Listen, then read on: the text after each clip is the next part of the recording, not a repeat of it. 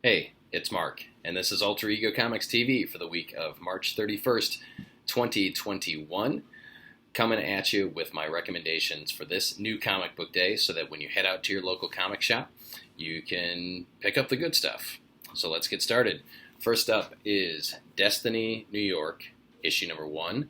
This is published by Black Mask Studios. It's written by Pat Shand, artwork by Manuel Pretano, and I read an advance copy of this what seems like forever ago. I'm guessing 2 months ago, and really, really dug it. It's kind of a grown-up Harry Potter and definitely a mature reader's title. Lots of four-letter words and adult situations.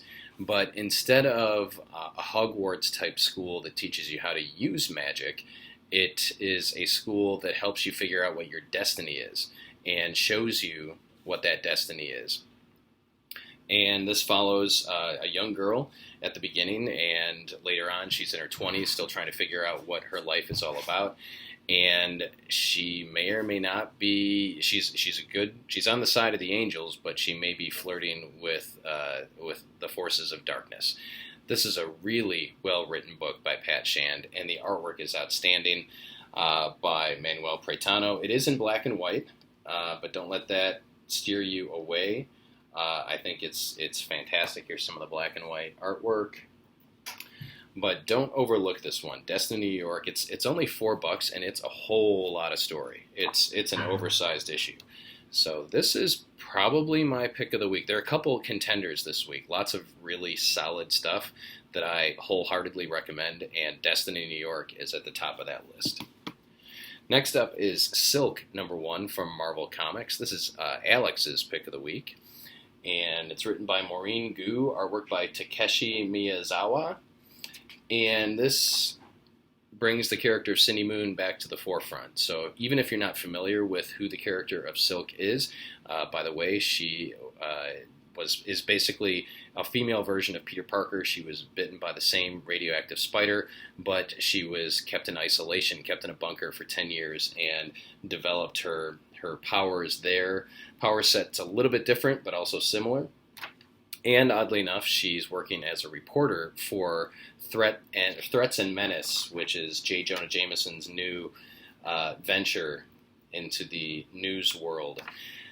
Really enjoyed this one, and again, it was Alex's pick of the week. No prior knowledge of Cindy Moon necessary, but it's kind of nice to see the Spider-Verse, for lack of a better, let's just say Peter Parker's world, from a different perspective, and that's what you get with this. Really like the character of Cindy Moon, and I hope people pick it up. It deserves to be checked out. The Flash number 768 is the first post-Future State issue of The Flash, which means, guess what? New creative team. This is written by, here we go here, Jeremy Adams. 3 spectacular artists on this, Brandon Peterson, Marco Santucci, and David LaFuente. And I was a little nervous when I saw 3 artists on this book that it would be kind of choppy and disruptive, but it is not. It is seamless, and I was very happy about that. All 3 artists do a stellar job with this. And Jeremy Adams, I don't know where this guy came from, but he tells a heck of a story. This focuses on Wally West, and he is basically deciding to hang up his running shoes to be removed from the Speed Force after everything he's been through over the last several years. And what happens is a surprise. I'll give you a little sneak peek. It turns into a time-traveling jaunt. But you get members of the Justice League in here, and again, the artwork is spectacular. Highly recommend picking up Flash 768. I wish I would have had a chance to see this in advance because I would have ordered more for the shop. As it is, we only have a couple copies available on the shelf. But hopefully we can get some more. Just like Nightwing and Detective Comics and Harley Quinn and Superman and a lot of the books coming out of Future State from DC, this issue of Flash deserves your attention. Outstanding. We get King in Black Ghost Rider. This is a one-shot. This is written by Ed Brisson, amazing artwork by Juan Frigeri. Spectacular artwork. It was a joy to behold the images on the page. Ed Brisson had a great short run. I think it was 7 issues on a recent Ghost Rider series. And this really acts as the finale to that series. So if you were reading that, you definitely want to pick this up. This is only very loosely tied into King in Black, and more about the story of Johnny Blaze and Danny Ketch, and Lilith trying to rule hell, and Mephisto trying to weasel his way back in there, and Johnny Blaze as Ghost Rider, as the current ruler of hell, trying to figure out what the hell is going on. Really enjoyed this, and again, this is the finale. This is the capper on Ed Brisson's Ghost Rider series, even though it's listed as a King in Black Ghost Rider one-shot. You don't want to miss it if you are reading Brisson's Ghost Rider run. Another close contender for pick of the week, and maybe tied with Destiny New York, is Shadecraft, issue number 1, written by Joe Henderson. Stunning artwork by Lee Garbett. This is the same creative team behind Skyward from Image Comics, if you were reading that, which was another excellent book. And this stars the central character is a high school girl whose brother is in a coma. Her brother was the really popular kid at school, so she's been struggling with living in his shadow, and shadows play a big part in this. But the shadows seem to be trying to come after her, and she's struggling not only with being a little bit of an outcast at school, being Coma Guy's sister, and now maybe a little bit crazy because she thinks the shadows are out to get her. This was spectacular. I think this was my wife Angie's pick of the week. This has already been picked up by Netflix as, I believe, a TV series. And Joe Henderson is the showrunner on Lucifer, so if you've been enjoying the Netflix and CW version of Lucifer, then you'll want to check this out. 2 thumbs up, highest recommendation for Shadecraft. The last single issue I want to recommend is Beta Ray Bill. This is issue number 1. It is a King in Black pseudo tie-in, but it's also the launch of a new Beta Ray Bill ongoing series, written and drawn by Daniel Warren Johnson, who did Wonder Woman, I think it was called Dead Earth, something like that.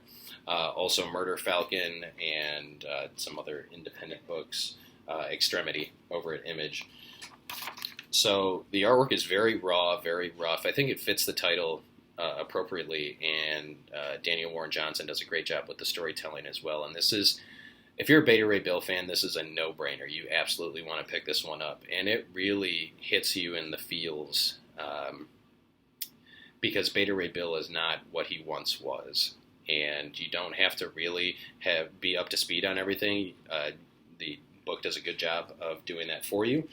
But if you're a fan of Beta Ray Bill, if you're a fan of Thor and the Asgardian universe, you totally want to check out that one. And I'll give a recommendation on a graphic novel, new graphic novel that's out this week. This is Adler, published by Titan, I believe. Yep. And this is written by Lavi Tidhar, artwork by Paul McCaffrey. Adler is in reference to Irene Adler, who, if you've seen the Sherlock Holmes movies with Robert Downey Jr., is his female foil, female sidekick, female companion, a very intelligent woman capable of solving crimes on her own. And this is her time to shine. So this is set during that time period.